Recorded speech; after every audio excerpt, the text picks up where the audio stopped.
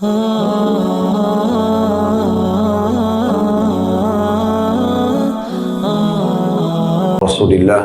segala puji dan puja kehadirat Allah Subhanahu wa taala, juga salawat dan taslim kepada Nabi besar Muhammad sallallahu alaihi wa ala alihi wa sahbihi wasallam. Saya kembali mengingatkan kepada kita semua, tujuan kita semua berada di sini, di muka bumi ini adalah untuk mengabdi kepada Allah Subhanahu wa taala dan tidak ada tujuan lain. Coba fahami baik-baik, jadikan sebagai fondasi kehidupan dan juga selalu menjadi pegangan dan pemberi peringatan setiap kali kita melangkah dan mengambil sebuah keputusan. Allah menyebutkan dalam surah Az-Zariyat surah nomor 51 ayat 56, "Wa ma khalaqtul jinna wal insa illa liya'budun."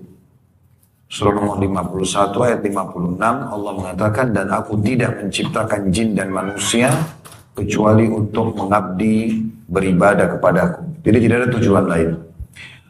Saya sering ingatkan ini dan saya ulang-ulangi. Kalau seandainya ada yang bertanya, apakah memang saya diciptakan atau berada di muka bumi ini untuk sholat? Jawabannya iya. Untuk puasa? Jawabannya iya. Untuk zakat, untuk haji dan umrah, bakti dengan orang tua, jenguk orang sakit, untuk mengejar dan menikmati prestasi-prestasi yang dihalalkan dalam agama, baik yang terbaik di dunia maupun terbaik di akhirat, jawabannya iya. Dan tidak ada tujuan lain selain daripada mengabdi kepada Allah Subhanahu wa taala, patuh kepadanya, maka tidak masuk dalam tujuan hidup kita. Dari sini Bapak Ibu bisa mengambil sebuah keputusan di mana arah jalan hidupnya. Karena memang kita diciptakan di sini, lahir dari rahim ibu kita. Kita bahkan tidak bisa memilih saya mau ibu ini atau ibu itu. Kita juga tidak bisa milih ayah kita. Kita nggak bisa milih sendiri jenis kelamin kita. Kita nggak bisa memilih postur tubuh, warna kulit, tidak bisa memilih paras wajah. Semuanya sudah terbentuk begitu. Berarti memang di sini ada satu sistem yang telah dibuat oleh Sang Pencipta yang memang punya tujuan. Itu tujuan kita mengabdi, sekali lagi mengabdi kepada Allah Subhanahu wa taala. Pegangi baik-baik ini. Jadi setiap langkah, setiap keputusan, apapun yang kita ingin lakukan, maka selalu kembali kepada tujuan kita. Apakah ini termasuk dalam tujuan hidup, artinya pengabdian kepada Allah, ibadah atau bukan? Kalau ibadah maka kerjakan, kalau bukan ibadah maka tinggalkan. Ada hal yang diingatkan oleh Allah Subhanahu wa taala agar dalam tujuan kita itu supaya berjalan mulus, kita mendapatkan kebahagiaan di dunia, mendapatkan semua kebutuhan kita akan dipenuhi dari rezeki, ya, dan juga akan selamat dari segala mara bahaya, agar setiap orang di antara kita tidak melakukan pelanggaran. Bahasa agama kita adalah dosa. Jadi dosa ini untuk dipelajari dan dijauhi, bukan untuk dicoba.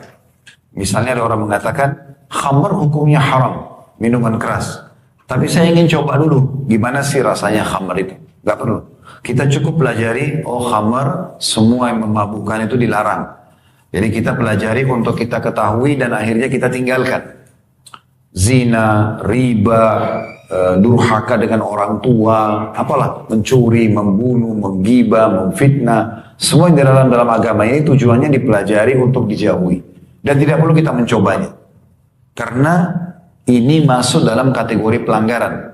Dan kita sudah tahu dalam kehidupan kita juga, di kalangan manusia pun, pelanggaran akan memiliki konsekuensi hukuman. Kalau kita kerja di perusahaan, kita buat pelanggaran, maka kita bisa kena ancaman.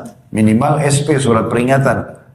Kalau orang tetap lalai, datang surat peringatan yang kedua, datang surat peringatan yang ketiga, bahkan akhirnya bisa di PHK. Ada orang mungkin karena besarnya pelanggarannya, sampai akhirnya di awal pelanggaran sudah langsung di PHK misalnya. Dalam rumah tangga juga begitu, ada orang selalu melakukan pelanggaran, akhirnya yang terjadi peringatan Allah datang sampai terjadi perpisahan misalnya. Dalam usaha, bangkrut usahanya. Jalinan persahabatan dengan temannya rusak misalnya. Durhakanya anaknya dan segala macam efek yang bisa datang justru bermula daripada pelanggaran. Kalau Bapak Ibu mengalami satu permasalahan dalam hidup, dan belum menemukan solusinya, ketahuilah semua permasalahan itu dari dosa, tidak ada yang lain. Kapan kita menjauhi dosa ini, artinya kita menjauhi apa yang telah Allah larang, maka pastikan semua kehidupan kita akan berjalan dengan baik. Ini masih pembukaan ya, karena tema kita nanti pada siang ini insya Allah, itu adalah dari 35 amal pelebur dosa, ada amalan yang kelima menjauhi dosa-dosa besar. Oleh karena itu saya kasih dulu kronologis bahasan supaya kita jelas ya. Baik, saya mau teman-teman coba buka dulu ayat Al-Quran di dalam surah Al-A'raf, surah nomor 7 ayat 96. Coba dibuka ini, Al-A'raf surah nomor 7 ayat 96. Bukan di aplikasi Al-Quran di handphonenya masing-masing ini.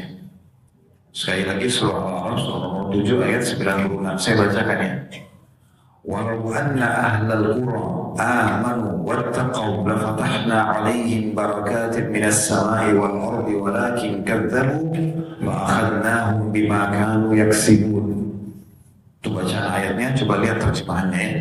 Ini Allah berfirman dari 1400 tahun sekian yang lalu dan akan terus kekal dalam Al-Quran dan akan menjadi sebuah ya, pegangan dalam hidup kita, tidak akan pernah berubah apa yang sudah Allah tentukan. Allah berfirman, jikalau sekiranya penduduk negeri-negeri itu beriman dan bertakwa. Kalau kita ini semuanya beriman kepada Allah, kemudian kita bertakwa, takwa itu patuh. Apa yang Allah perintahkan, wajib dan sunnah dikerjakan, apa yang Allah larang, haram dan makruh dijauhi. Apa yang terjadi? Pastilah, kata Allah, kami akan limpahkan kepada mereka keberkahan. Makna keberkahan, kecukupan. Akan dicukupi ya, dari langit dan bumi. Tetapi sayangnya mereka mendustakan atau meragukan ayat-ayat kami, maka kami siksa mereka disebabkan perbuatan mereka. Jadi ayat ini bisa kita ambil dua poin penting ya. Kalau seseorang itu beriman dan bertakwa, dia yakin Tuhannya Allah ada, kemudian dia bertakwa patuh. Yang Allah perintahkan sholat 5 waktu yang wajib, plus juga sholat sunnahnya. Ya. Kemudian zakat dengan sedekahnya, kemudian puasa Ramadan dengan puasa sunnahnya, kemudian ya, haji dan umrohnya, kemudian bakti orang tuanya, apa saja yang diperintahkan dia kerjakan, dipastikan orang-orang ini akan mendapatkan keberkahan. Ini yang pertama. Yang kedua, kalau mereka melakukan pelanggaran, mendustakan ayat-ayat Allah, nggak apa-apa, gitu, langgar aja misalnya, maka berarti Allah mengatakan kami akan siksa mereka atas perbuatan mereka sendiri. Ya. Sampai sebagian ulama salaf dari orang-orang terdahulu sebelum kita, Bapak Ibu sekalian, itu mereka mengatakan, saya mengetahui dan menyadari saya punya dosa di saat saya melihat perubahan sikap dari pasangan hidup saya. Dari tunggangan yang ingin saya tunggangi, bahkan tikus yang ada di dalam rumah saya. Sebagian mereka kalau melewatin satu tempat, tercium bau sampah saja, mereka sudah langsung istighfar kepada Allah. Karena ada satu peringatan, kenapa bau busuk ini sampai ke saya? Sebagian mereka tersentuh batu kakinya. Ada yang keselio. Yang pertama mereka lakukan adalah istighfar kepada Allah. Yakin sebabnya dosa. Itu poinnya. Ini kalau Bapak Ibu fahami poin ini, bagi saya sudah cukup. Ini poin paling penting itu. Kita harus tahu tujuan kita diciptakan untuk bakti dan patuh kepada Allah, kerjakan perintah dan jauhi larangan. Jadi bukan hanya sekedar patuh, tutup aurat, sholat, tapi sisi lain masih buat pelanggaran, nggak bisa. Pelanggarannya ada konsekuensi hukum. Kalau mau jadi orang baik, laki-laki, soleh, perempuan soleha, 100%. Jangan setengah-setengah hijrahnya itu. Sebagian orang gitu, dia setengah-setengah. Dia mau jadi orang baik, ikut pengajian, dia sudah coba misalnya tutup auratnya, tetapi sisi lain masih saja melakukan dosa, masih gosip, masih fitnah, masih buat manipulasi data. Jadi akhirnya yang pelanggaran ini walaupun dia buat ketaatan akan mendatangkan konsekuensi hukuman. Makanya para salafus saleh, orang-orang soleh dulu sebelum kita, mereka sangat pekah. Ya. Sedikit saja ada hal yang tidak nyaman, langsung mereka yakin itu adalah dosa sebab itu. Tadi itu bayangkan, sampai mereka mengatakan, saya tahu saya punya dosa dan saya menyadari, artinya harus segera kembali kepada Allah di saat terjadi perubahan sikap dari pasangan. Kapan suami ibu-ibu berubah tiba-tiba tanpa sebab, istri bapak-bapak berubah misalnya, anak-anak tiba-tiba berubah sikapnya, pembantu rumah tangga tiba-tiba berubah sikapnya, semua itu karena ada dosa. Tidak ada yang lain. Kalau tadi ayat yang baru kita bacakan Al-A'raf 96, jelas janji Allah tidak mungkin salah. Kalau orang-orang itu, penduduk negeri itu, secara individual ataupun rame-rame, mereka bertakwa, beriman dan bertakwa patuh, kami akan bukakan keberkahan di langit dan bumi. Kecukupan. Hidupnya selalu senang, bahagia, terpenuhi. Itu janji Allah. Kemudian juga selanjutnya bisa buka surah Hud, surah nomor 11 ayat 117. Ini janji Allah yang lain. Mirip sebenarnya dengan tadi ya. Surah nomor 11, surah Hud ayat 117. Perhatikan, saya mau Bapak Ibu lihat ayatnya ya, saya bacakan ayatnya, kemudian baru kita baca terjemahannya. Jadi sekaligus kita tadabburi ayat-ayat ini. Surah Hud, surah nomor 11 ayat 117. Wa ma kana rabbuka liyuhlikal qura bidzulmin wa ahluha muslihun.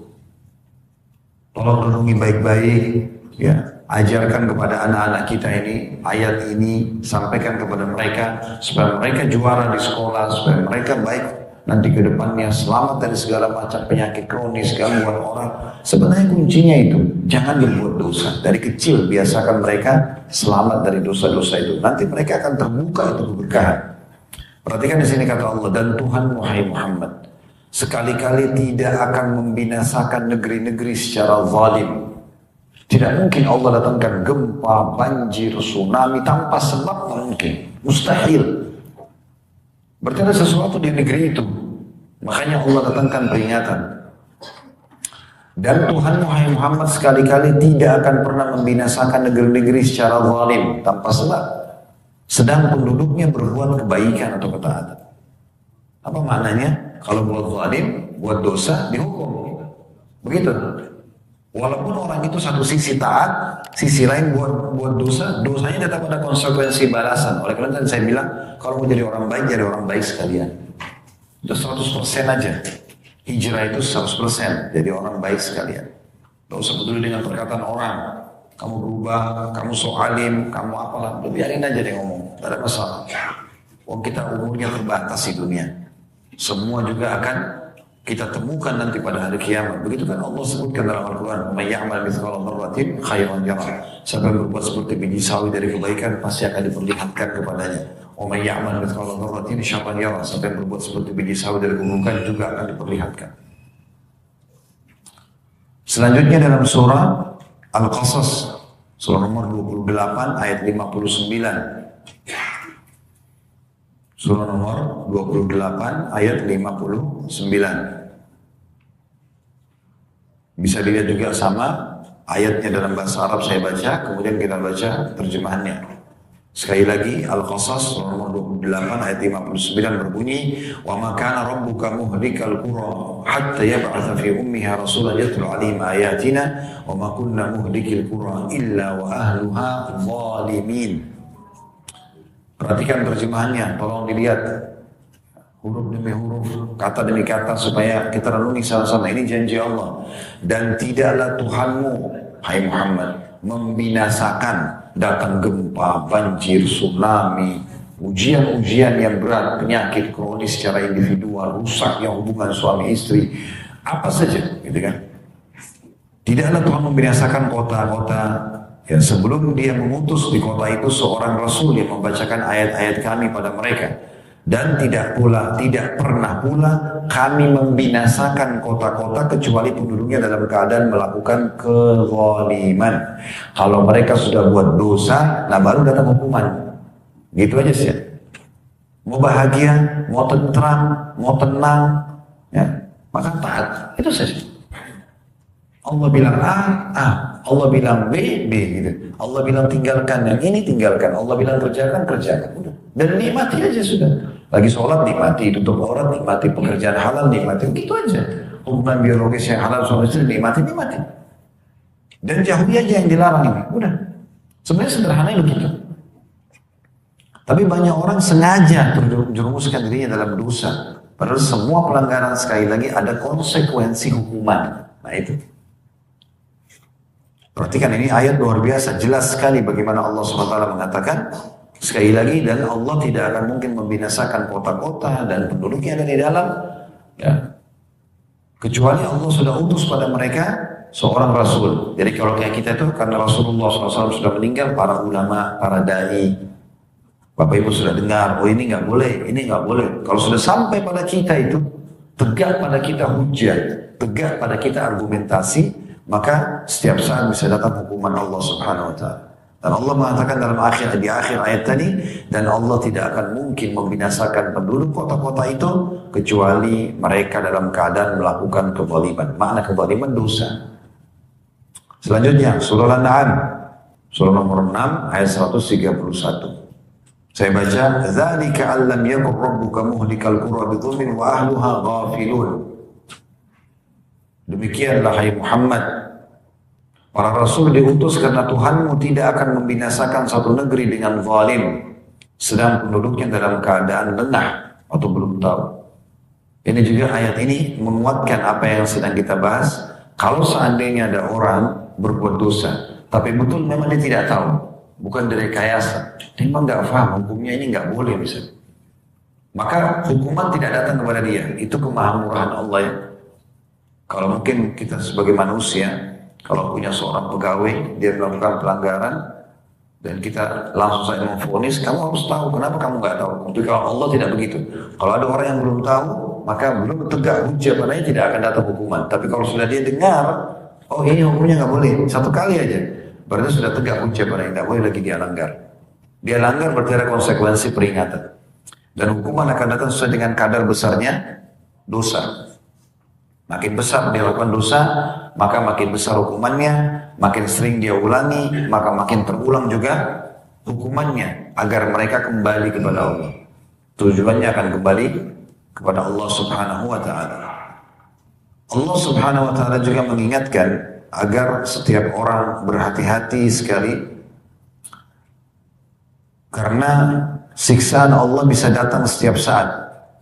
Bisa dilihat dalam Al-Quran, ini kalau tidak salah surah Al-A'raf juga ini ya, ayat 97. Yang bunyinya afa'amina ahlul qura. Benar nggak? Ya. 97, kemudian 98 sampai 100 ya. Saya bacakan Al-A'raf 97-nya. Afa'amina ahlul qura an yatihum ba'suna bayatan wa hum na'imun. Apakah penduduk negeri itu merasa aman dari kedatangan siksa kami kepada mereka di malam hari di waktu mereka tidur? Semua orang ngantuk malam hari. Orang banyak melakukan dosa, dia tidak sadar. Sementara dia tidur bisa Allah tiba-tiba datangkan gempa, banjir. Kita sering dengar di Indonesia sudah terjadi di negara kita ya. Berapa banyak gempa terjadi, orang lagi tidur. Tiba-tiba saja dia lagi tidur, air sudah, rumahnya sudah tergenang, banjir. Ya. Dan segala macam hal itu. Allah mengatakan, apakah penduduk negeri itu merasa aman dari kedatangan siksaan kami kepada mereka di malam hari pada saat mereka tidur? Selalu buat dosa tanpa mereka sadari. Ayat 98-nya, Awa amina ahlul Qur'an ya'tiyum ba'suna duha wa hum yal'abun. Atau apakah penduduk negeri itu merasa aman dari kedatangan siksaan kami kepada mereka di waktu duha, di waktu pagi kayak kita tadi pagi ya, mereka sedang bermain-main. Mereka anggap tidak akan datang hukuman gitu. Setiap saat bisa datang kepada mereka. Banyak sekali ya. Bukankah kita kadang-kadang subhanallah lagi jalan baik-baik, mungkin kita pakai sepatu yang bagus, jalannya juga rata, tiba-tiba keselio, kan bisa saja. Tiba-tiba tidur sehat, bangun tidur sudah flu, demam, ya. Dan segala macam hal. Berapa banyak orang yang tidur sebelum tidur melihat bangun tidur sudah buta, banyak. Terlalu banyak. Keluar dari rumah dalam kondisi sehat, tiba-tiba di jalanan tabrakan. Masuk rumah sakit, selesai. Gitu kan? Begitu gampang gitu. Ya. Allah datangkan. Di ayat 99-nya, Afa aminu makrallah, fala ya'manu makrallahi illal qaumul khasirun. Apakah mereka merasa aman dari siksa Allah yang tidak terduga-duga? Tiada yang merasa aman dari azab atau siksa Allah kecuali kaum yang merugi. Nggak apa-apa, nggak apa-apa. Selalu gitu digampang-gampangin pelanggaran itu. Saya pernah jelaskan di awal-awal materi bedah buku kita ini, sehingga saya di ruangan ini juga, apa yang Allah larang Bapak Ibu sekalian itu jauh lebih sedikit daripada apa yang Allah perintahkan atau bolehkan. Atau kita begini, apa yang Allah haramkan itu sedikit sekali, dan apa yang Allah halalkan banyak sekali. Kalau masih ingat contohnya itu ya, saya bilang pernah Allah haramkan misalnya tubuh kita kan butuh nutrisi. Ya. Di antaranya adalah protein yang ada di daging misalnya. Makanya kalau daging dimasak ya dengan bumbu-bumbu yang tepat, ya, baunya wangi, ya, rasanya juga enak, maka orang akan tertarik untuk makan. Dan memang dokter-dokter di kalangan manusia punya menganjurkan untuk makan daging, sumber protein dan segala macam. Sekarang tubuh kita butuh itu. Maka Allah Subhanahu wa taala memberikan kita kesempatan untuk makan, memudahkan kita untuk mendapatkan hewan-hewan itu. Tapi memang ada yang Allah haramkan sebagai ujian. Seperti Allah haramkan babi. Allah perlihatkan wujudnya babi itu begini. Bahasa Indonesianya babi, bahasa Arabnya khinzir, bahasa Inggrisnya bahasa ini dan itu bahasa. Ada bahasa supaya orang tahu ini loh, ini loh. Jadi nanti hari kiamat jangan bilang, ya Allah Engkau haramkan babi tapi saya tidak tahu mukanya seperti apa. Ini sudah ada, nggak boleh ya, jangan. Gitu kan? Terus setelah diadakan penelitian bahayanya makan daging babi. Bapak Ibu kalau ketik di YouTube bahaya babi, di Google keluar semua artikel cuplikan banyak. Sebanyak riset. Tapi kan tubuh kita butuh daging. Dari saya bilang butuh protein. Maka Allah halalkan kambing, sapi, ayam, kelinci. Banyak sekali. Kalau seandainya kita butuh daging dan Allah haramkan semua daging, wajar orang melanggar. Ini tidak. Ya, ini cuma sedikit sebagai bentuk ujian. Allah haramkan khamr, gak boleh minum yang memabukkan. Baik, orang sudah di kalangan manusia Allah buat sebagai ilmu pengetahuan, oh memabukkan itu kalau mengandung alkohol. Udah selesai. Makanya kan orang kalau berobat di dokter, pertanyaan dokter pertama apa? Merokok gak? Minum beralkohol gak? Kalau ini gak ada, mungkin baru disilakan tidur diperiksa dulu. Seperti ini ada masalah tuh. Tapi kalau ini, iya merokok dong, iya beralkohol, selesai, tinggal tulis resep doang ini. Sudah tahu masalahnya. Gitu nih. Berarti kan tidak boleh, ya.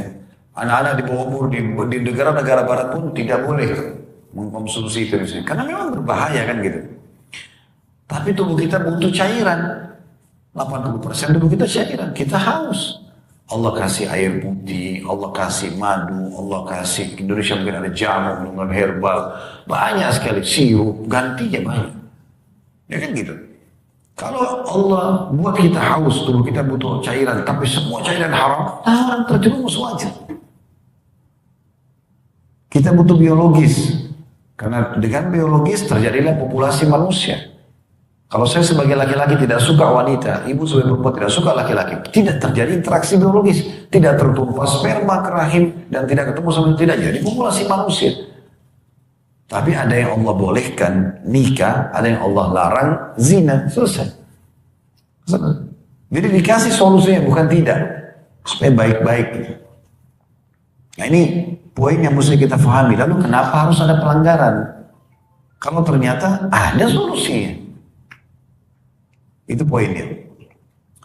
Kemudian ayat 100 yang Allah mengatakan, "Awalam yahdi lil ladzina yarithuna al-ardha min ba'di ahliha allau nasha'u asabnahum bidunubihim wa natba'u 'ala qulubihim fahum la yasma'un." Apakah belum jelas bagi orang-orang yang mempusakai suatu negeri sesudah lenyap penduduknya, maksudnya wilayah-wilayah yang pernah ada penyiksaan. Allah turunkan gempa, tsunami, banjir, longsor. Apakah orang-orang yang tinggal di sekitar situ, di kota itu, di desa itu, atau di negeri itu secara umum, kayak kita Indonesia misalnya, pernah terjadi di wilayah baratnya misalnya gempa, atau di wilayah timurnya tsunami. Sebenarnya itu peringatan untuk semua wilayah itu, bahkan seluruh penduduk muka bumi ini. Karena setiap saat bisa terjadi juga di wilayah mereka kan. Jangan pernah merasa aman, oh itu kan terjadi 1000 km dari sini. Enggak, detik ini bisa Allah pindahkan ke tempat kita. Lagi duduk ini tiba-tiba goyang, oh gempa. Kan setiap saat. Subhanallah itu pun hitungannya hitungan detik. Ya. Kalau gempa itu 1 menit mungkin hancur semua bumi ini. Banyak peringatan dari Allah Subhanahu wa taala. Makanya Allah mengatakan, dan apakah belum jelas bagi orang-orang yang mempusakai satu negeri yang sudah lenyap penduduknya, bahwa kalau kami menghendaki kami azab mereka karena dosa-dosa mereka seperti diazab orang-orang sebelumnya, dan kami kunci mata hati mereka sehingga mereka tidak dapat lagi mendengar atau mengambil pelajaran. Artinya kalau sudah datang peringatan dari Allah Subhanahu wa taala, Bapak Ibu kerjakan ini, Bapak Ibu jangan kerjakan ini. Jadilah orang yang cerdas. Tangkap itu sebagai sebuah pegangan hidup. Tadi sudah sengaja saya singgung di album, bukan tujuan hidup kita memang untuk mengabdi sama Allah. Memang untuk ibadah. Bukan yang lain gitu. Jadi nggak usah cari tujuan lain. Ya. Allah Subhanahu wa taala datangkan peringatan-peringatan kepada kita dan muncul rasa takut supaya kita berhenti. Orang kalau mau mencuri, awalnya muncul ketakutan kan? Takut ketahuan, bagaimana kalau ketangkap, berhasil atau tidak. Sebenarnya itu peringatan dari Allah itu. Orang mau berzina masuk di hotel ada rasa takut, orang mau menipu ada rasa takut. Semua itu peringatan dari Allah SWT. Itu kalau di diri kita. Begitu juga dengan hal yang lebih besar. Fenomena alam yang terjadi yang kita lihat. Semua itu Allah datangkan untuk memang menakut-nakuti hambanya supaya mereka jangan melanggar. Perhatikan Allah sebutkan dalam surah Al-Isra, surah nomor 17 ayat 59. Ini ayat demi ayat ya. Nyata sekali, Bapak Ibu bisa buka kembali di rumah, pastikan lagi. Ya. Surah Isra, surah nomor 17 ayat 59, Allah mengatakan, "Wa ma nursilu bil ayati illa takhwifa." Kata Allah, dan kami tidak memberikan tanda-tanda itu kecuali untuk menakuti. Supaya mereka takut, jangan lakukan. Nah itu pelanggaran. Nanti ada hukumannya. Itu bentuk kasih sayang Allah Subhanahu wa ta'ala. Bahkan pernah saya kasih contoh dan saya ulangi lagi. Kalau seandainya ada seorang pencuri, ketangkap, sampai digebuki oleh massa, sampai di penjara, tetap itu adalah bentuk kasih sayang Allah. Karena kalau tidak seperti itu tidak berhenti dia. Cuman Allah memang selalu mendatangkan peringatan bertahap. Umumnya tidak ada orang buat mencuri pertama kali langsung kepergok, langsung digebukin, enggak. Itu sudah curian yang kesekian kali. Mungkin dia dari kecil sudah sering ambil barang temannya, barang orang tuanya. Sudah banyak curi-curian, terakhir Allah datangkan digebukin nih. Karena kalau tidak begini nggak berhenti dia. Dan kalau dia tidak berhenti berarti hukuman nanti di kuburan, hukuman di neraka lebih berat. Ada orang cuma diingatkan, jangan Bu, jangan Pak. Oh ya Pak, terima kasih diingatkan. Langsung berhenti. Oke, dia aman. Tapi ada orang tidak, memang mesti dicambuk dulu dia. Mesti datang dulu peringatan. Dikasih dulu penyakit, baru mau tobat. Dikasih dulu ujian ini dan itu, bangkrut usahanya, ribut rumah tangganya, segala macam. Baru dia mau tobat. Nama ada orang seperti itu. Ini orang bodoh sebenarnya gitu. Kenapa harus tunggu peringatan lebih keras dan tegas datang baru kita mau berhenti? Kan seperti itu juga orang di alam manusia ya. Dia lakukan pelanggaran, ugal-ugalan di tempat kerja, nggak mau kerja, dikasih surat peringatan pertama, tetap nggak mau, surat peringatan kedua, peringatan ketiga, lama-lama dihukum. Nah itu poinnya. Allah Subhanahu wa ta'ala juga mendatangkan hukuman-hukuman di dunia ini. Tujuannya ya agar mereka sadar bahaya loh ini, hukuman di dunia ini lebih kecil, di akhirat lebih berat. Jangan selalu lalai dan terus-menerus jerumuskan dirinya pada hal-hal yang tidak diperlukan. Semua dosa penyebab sumpah, penyebab sedih, penyebab pertengkaran, penyebab tertahannya rezeki, itu dosa. Poinnya cuma itu sebenarnya. Jangan buat dosa, coba lihat ke depannya bagaimana Allah bukakan keberkahan sebagaimana ayat-ayat Al-Quran sudah bicara sama kita. Ini seperti Allah berfirman kepada kita sekarang, padahal sudah 1400 tahun yang lalu, dan akan terus ditilawahkan oleh orang beriman sampai hari kiamat nanti. Allah menyebutkan dalam surah Sajadah, dalam surah At-Taubah dulu, surah At-Taubah surah nomor 9 ayat 126. Surah At-Taubah surah nomor 9 ayat 126. Bunyinya, awala yarawna annahum yuftanuna fi kulli 'amin marratan aw marrataini thumma la yatubuna wa lahum yadhakkarun. Tidakkah mereka memperhatikan bahwa mereka diuji sekali atau dua kali setiap tahunnya? Datang peringatan demi peringatan. Terhambat rezekinya, terhambat keuntungannya, terhambat ini dan itu. Allah datangkan ujian sekali sampai dua kali dalam satu tahun. Ya.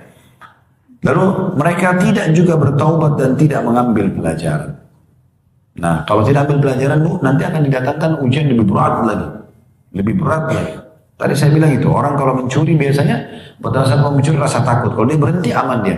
Tapi kalau dia melakukan nanti mungkin dia kepergok, dilihat oleh orang tapi mungkin belum ketangkap. Tetap maling juga, udah Allah datangkan masa, tangkap dia, gebukin. Penjarakan.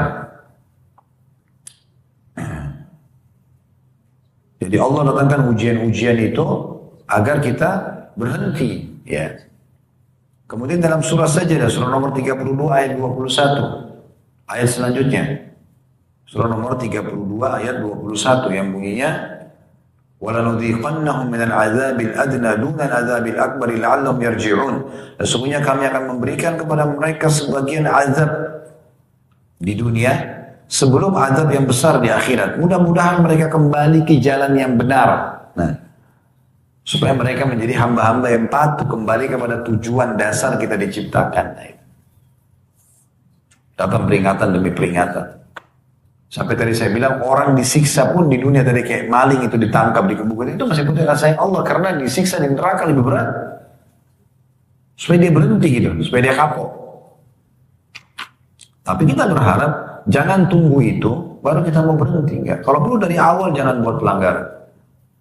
Subhanallah orang kalau kerja di perusahaan dan dari awal dia menjadi seorang pegawai yang berprestasi, dia ikuti peraturan, dapat semuanya. Dapat gajinya, dapat bonusnya, namanya harum.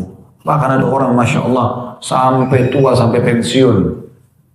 Puluhan tahun kerja di satu tempat, tidak ada masalah. Karena mereka tidak buat masalah. Nah seperti itu kurang lebih rasionalnya. Kemudian juga Allah Subhanahu Wa Taala sebutkan di dalam surah Yunus, surah nomor 10 ayat 13. Surah nomor 10 ayat 13, "Walaqad ahlaknal quruna min qablikum lamma zalamu ja'atuhum rusulun bil bayyinati wa ma kanu liyu'minu kadzalika nanzil qaumal mujrimin." Surah Yunus ayat 13. Surah nomor 10 ayat 13. Dan sesungguhnya kami telah membinasakan umat-umat sebelum kamu atau sebelum kalian ketika mereka berbuat kezaliman, buat dosa. Umat-umat sebelum kita, Fir'aun Allah binasakan, Namrud Allah binasakan, Abu Lahab, Abu Jahal Allah binasakan. Kenapa mereka berbuat dosa? Jadi maksudnya orang yang melakukan hal yang sama akan dapat hukuman yang sama, begitu.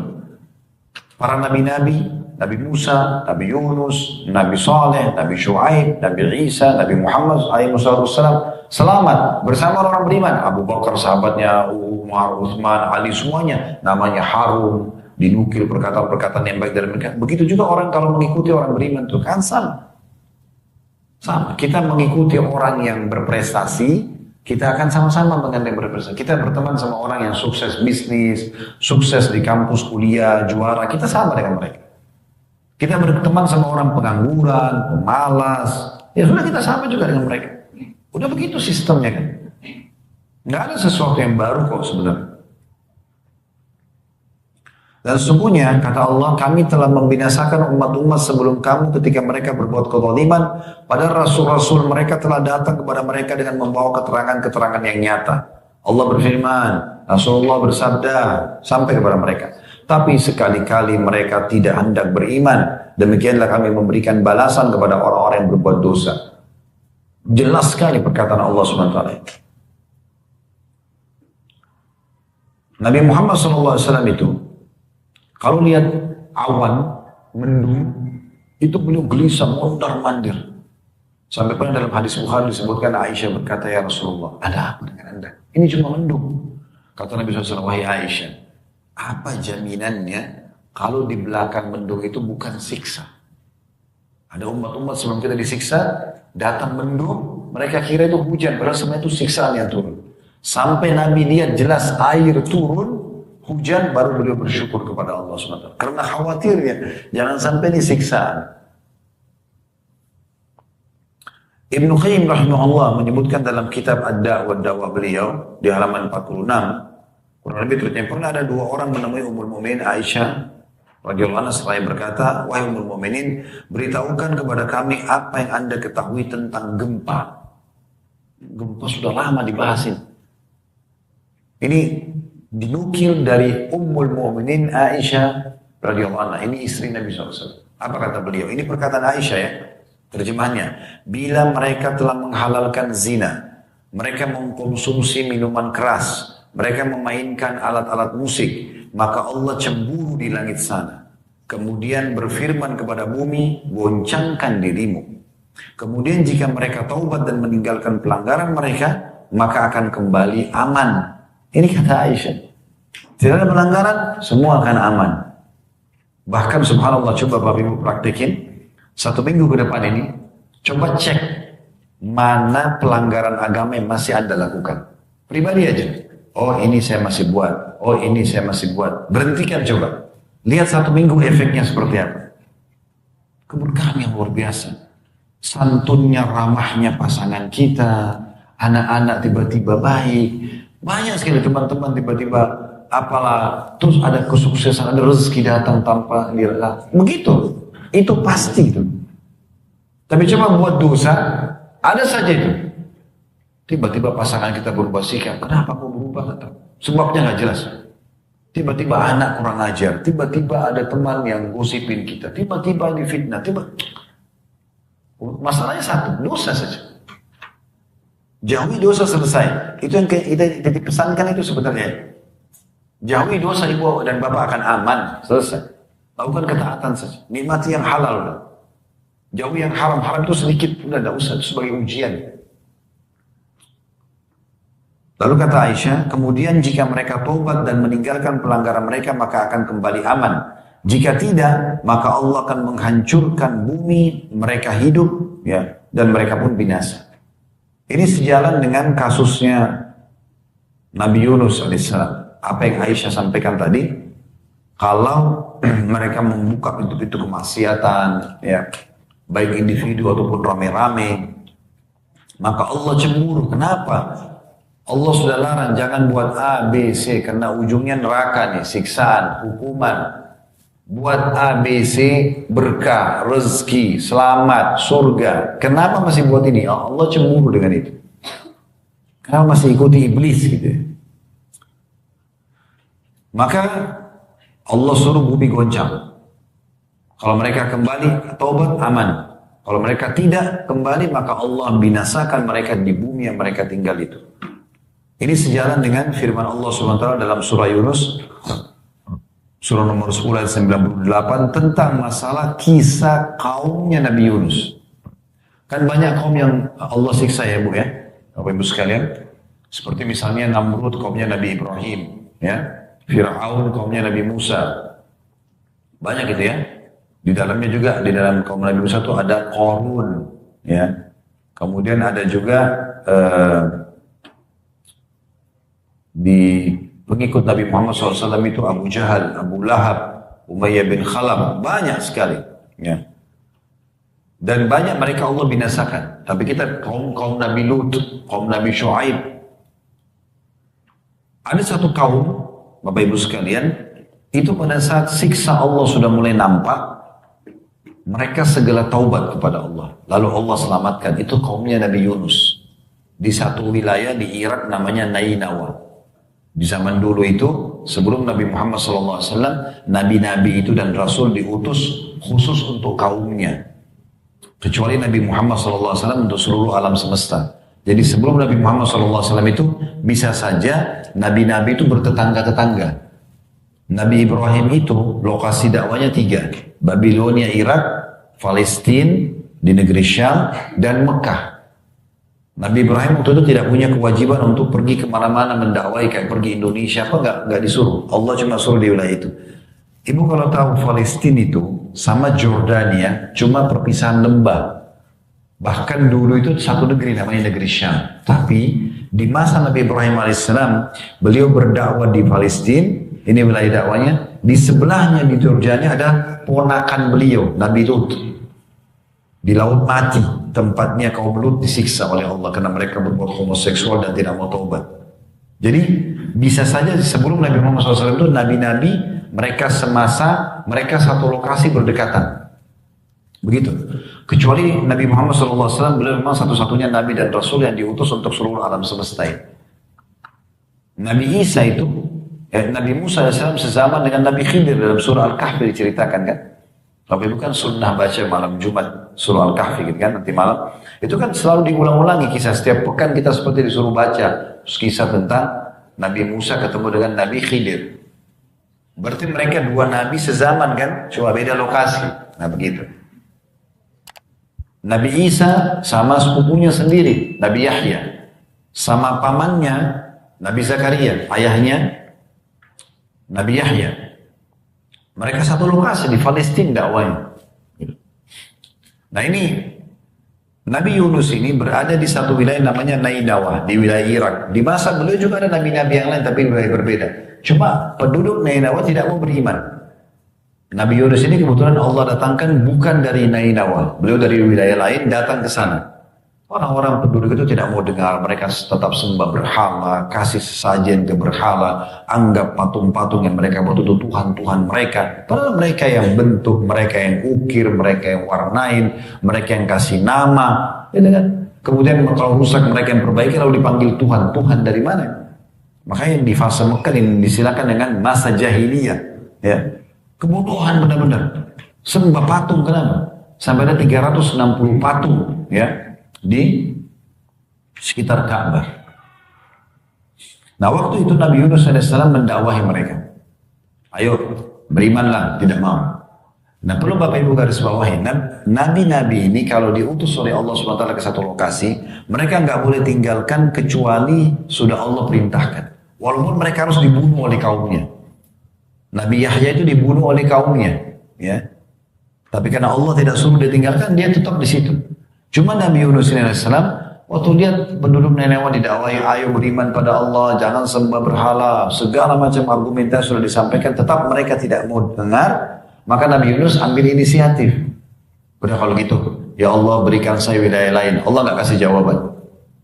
Berarti dia tidak boleh tinggalkan wilayah itu. Tapi Nabi Yunus ambil inisiatif pergi tinggalkan Nainawa. Akhirnya Allah uji Nabi Yunus karena melanggar. Nabi pun dihukum oleh Allah. Dia naik kapal, niatnya baik, ingin cari lokasi dakwah lain yang mungkin bisa menerima. Tapi Allah belum perintahin, nggak boleh. Naik kapal, akhirnya dihantam dengan ombak. Akhirnya kisah yang masyhur, dia pun loncat karena harus dikurangi beban kapal. Mereka sudah keluarin barang-barang, mereka sudah tidak bisa lagi. Harus ada orang yang dikurangin dari kapal. Diundi nama, selalu nama Nabi Yunus yang keluar. Sampai 3 kali keluar. Nabi Yunus loncat ditelan oleh ikan paus. Dan Allah SWT mengatakan dalam Al-Quran, kalau bukan karena dia termasuk orang yang banyak bertasbih, memohon maaf dengan Allah, beristighfar dengan kalimat yang masyhur, la ilaha illa anta, subhanaka inni kuntu minadh dhalimin, yang kata Nabi SAW sampai membaca doanya Nabi Yunus ini, maka akan diijabah doanya gitu. Dia baca terus itu, dalam perut ikan baru dikeluarkan. Tapi sebagai hukuman, Nabi aja Allah hukum kalau melanggar. Padahal niatnya baik gitu. Makanya hati-hati. Kalau kita ingin niat baik, harus niat baik itu sesuai dengan baik di pandangan Allah dan Rasulnya. Bukan di mata kita. Biar kita anggap baik, tapi kalau Allah bilang tidak baik, tidak baik. Tetap tidak baik.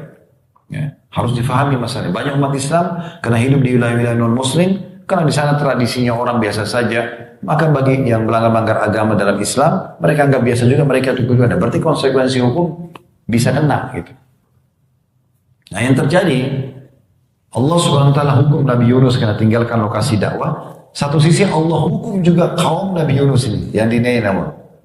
Allah mulai gelapkan langit, mulai turun hujan, dari bumi sudah mulai keluar air, petir di sana sini guntur. Maka mereka kocar kacir semua ini, ketakutan. Tapi keuntungannya adalah pada saat itu raja mereka tiba-tiba memberhentikan masyarakatnya, kaumnya gitu. Jangan kalian lari, percuma. Kita mau lari kemana? Langit gelap sampai tidak ada akhirnya. Gelap semua. Nggak jelas mau lari kemana. Hujan turun. Air keluar dari bumi. Ini sudah nggak normal nih. Petir sana sini. Guntur. Berhenti semua. Berhenti semuanya. Pada saat berhenti, lalu rajanya mengatakan, sepertinya ini yang disampaikan oleh Nabi Allah, Nabi Yunus. Karena Nabi Yunus bilang sebelum tinggalkan, kalau kalian tidak beriman, hukuman Allah akan datang loh. Coba sekarang kita ambil apa yang Nabi Yunus sampaikan. Kita semua sujud, kita nyatakan kita beriman kepada Tuhan Nabi Yunus yang bernama Allah itu. Maka mereka semua sujud pada saat itu, serentak semua sujud, subhanallah, yang mendung ini hilang. Air itu hilang. Tidak jadi disiksa sama Allah. Karena mereka kembali kepada Allah subhanahu wa ta'ala. Satu-satunya kaum yang pernah Allah mau hukum selamat cuma kaumnya Nabi Yunus. Kaumnya Nabi Lut kena hukum. Ya, kaumnya Nabi Shu'aib, kaumnya Nabi Ibrahim tadi dan seterusnya. Itu kita bisa lihat dalam surah Yunus, surah nomor 10 ayat 98. Ya bunyinya, فَلَوْلَا كَانَتْ كَرْيَةٌ آمَنَتْ فَنَفَعَ إِيمَانُهَا إِلَّا قَوْمَ يُونُسَ لَمَّا آمَنُوا كَشَفْنَا عَنْهُمْ عَذَابَ الْخِزْيِ فِي الْحَيَاةِ الدُّنْيَا وَمَتَّعْنَاهُمْ إِلَى حِينٍ. Dan mengapa tidak ada penduduk suatu negeri kala yang beriman lalu imannya bermanfaat ya untuknya selain kaum Yunus. Maksudnya yang sudah didakwahi tapi tidak mau dengar hanya dihukum oleh Allah SWT. Kecuali kaumnya Nabi Yunus. Tak kala mereka kaum Nabi Yunus itu beriman, maka kami ya, angkat dari mereka azab yang menghinakan dalam kehidupan dunia. Dari sudah mau disiksa ya.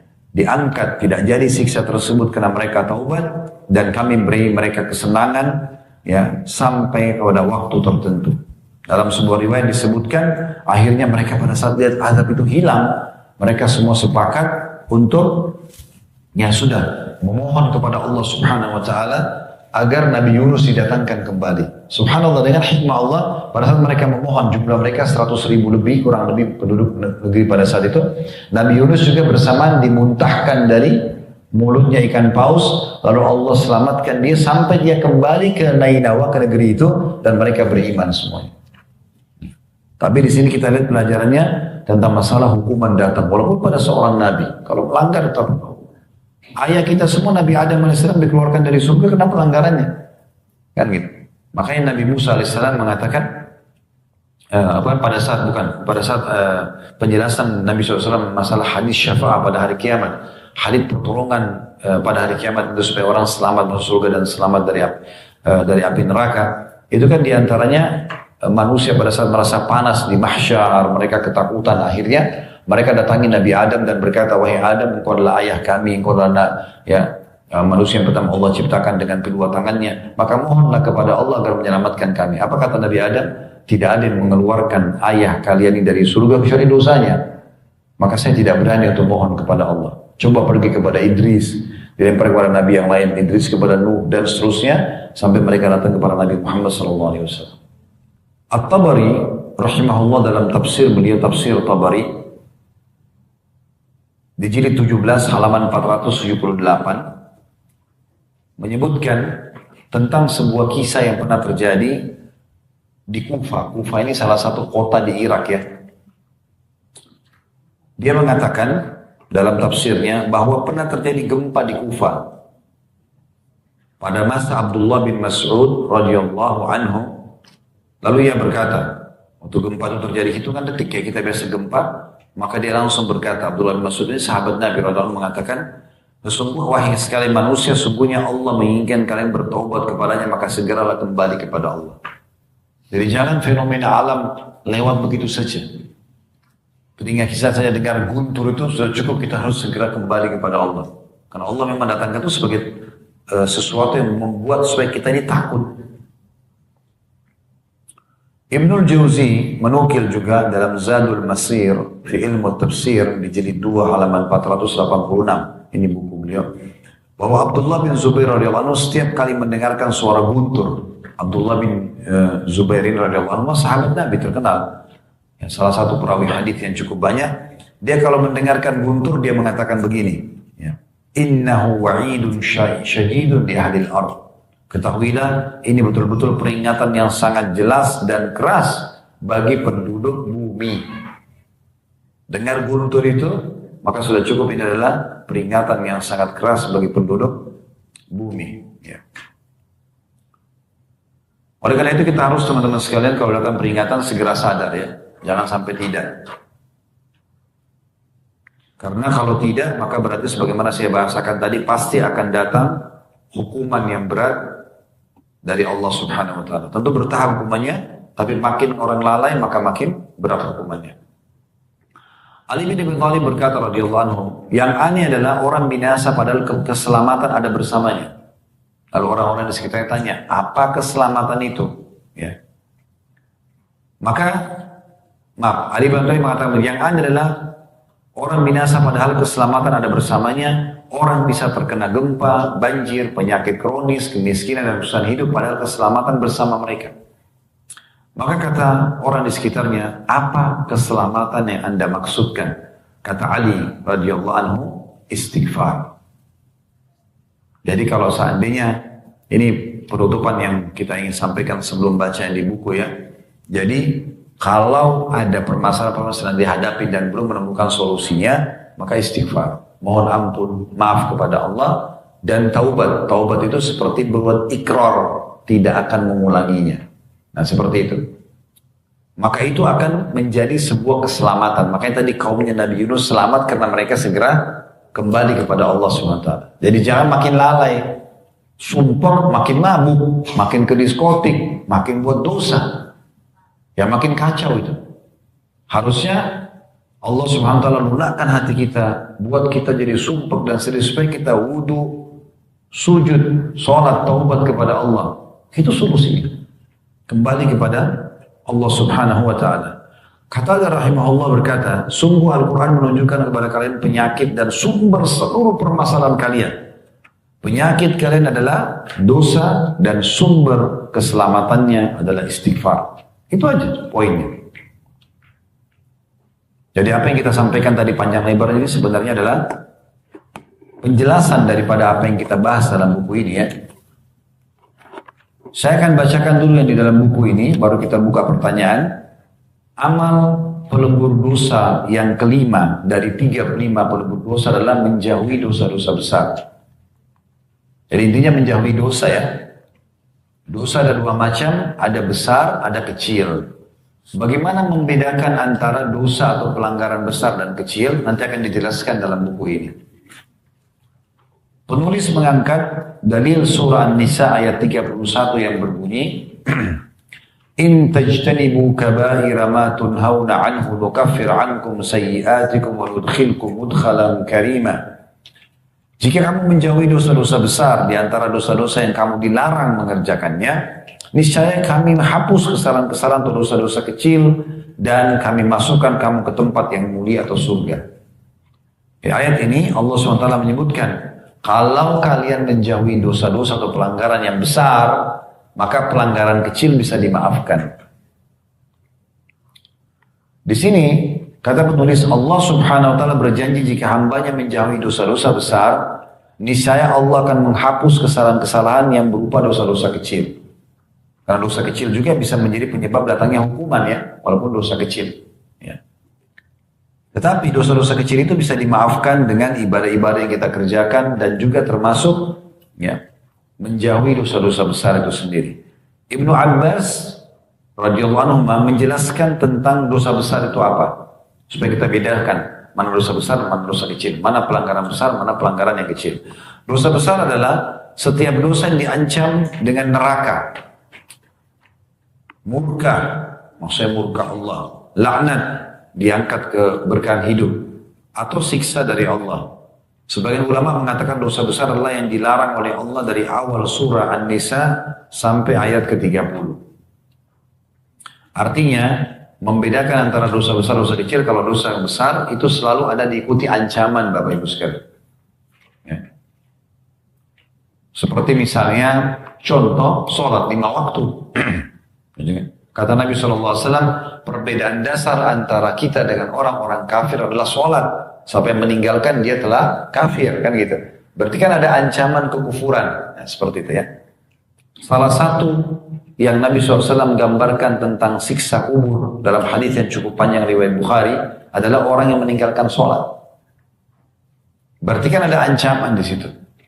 Orang yang tidak membayar zakat, orang yang tidak puasa Ramadan, orang yang tidak haji sementara dia mampu, orang yang durhaka dengan orang tuanya. Itu kalau kita baca dalil-dalilnya semua pasti ada ancamannya. Nah, kalau ada ancaman berarti dosa besar. Kalau tidak ada ancamannya berarti dosa kecil.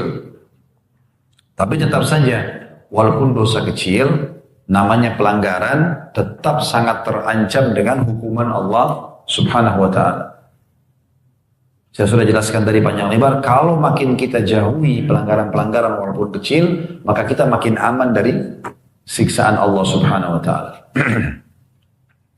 Qatada berkata dalam tafsirnya, atau dalam tafsir ayat in tajtanibu kaba'ira ma tunhauna an, tadi surah An-Nisa ayat 31 yang disebutkan di awal bab kita ini, jikalau kamu menjauhi dosa-dosa besar di antara dosa-dosa yang dilarang kamu mengerjakannya, adalah bahwa Allah menjanjikan pengampunan dosa hanya bagi orang-orang yang menjauhi dosa-dosa besar.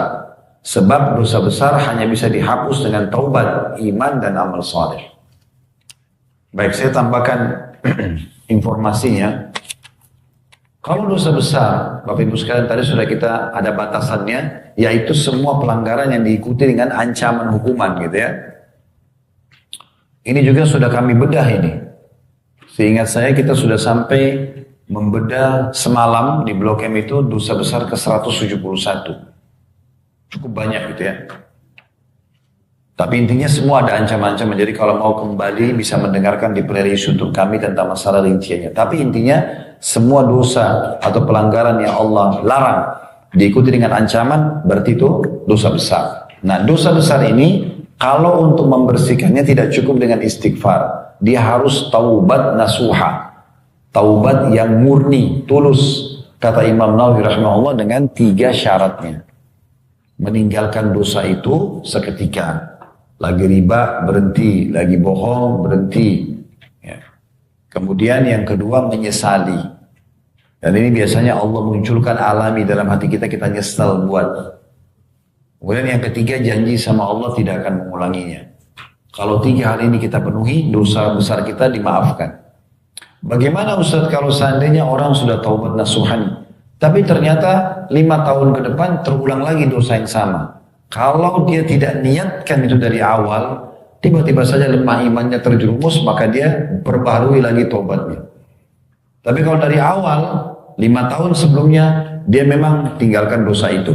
Dia memang sesali. Tapi syarat yang ketiga, kan dia janji sama Allah tidak akan mengulangi. Dia cuma bilang, ya kalau ada kesempatan saya akan ulangi. Berarti dari awal taubatnya akan diterima. Jadi ini taubat yang kedua nanti itu diterima, kalau memang dari awal, ini taubat sudah selesai yang awal, cuma dia terjerumus lagi di sana. Oleh karena itu teman-teman sekalian, saya pernah jelaskan supaya tetap bisa istiqomah di atas kebenaran, jangan luput dari kita 4 hal. Yang pertama, ilmu. Majelis ilmu begini, selalu dengarin pengajian, selalu dengarin peringatan-peringatan dan nasihat. Allah berfirman, Rasulullah bersabda. Kan tadi beda kan, kita bisa rasakan sebelum kita pengajian dan sekarang setelah pengajian. Ada bedanya nggak? Ada. Kita kan bisa rasakan, oh Allah berfirman tadi dalam surah Al-A'raf begitu ya, Allah berfirman dalam surah Yunus begitu ya. Kan kita jadi, oh iya iya. Nah itu pentingnya majelis ilmu. Itu cara yang paling kuat nomor 1 untuk membuat kita selalu berada istiqomah, lurus di jalan yang benar, selalu mengerjakan perintah, meninggalkan larangan. Karena kita punya ilmunya. Yang kedua, amalkan. Harus diamalkan ilmu itu. Jangan Bapak Ibu sudah tahu tapi tidak pernah diamalkan. Dan harus kita yang memulainya.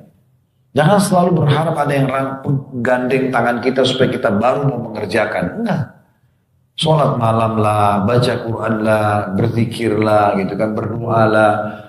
Baktilah sama orang tua, jenguklah orang sakit, bantulah orang susah. Lakukan itu dan harus kita yang lakukan. Praktekin ilmunya itu.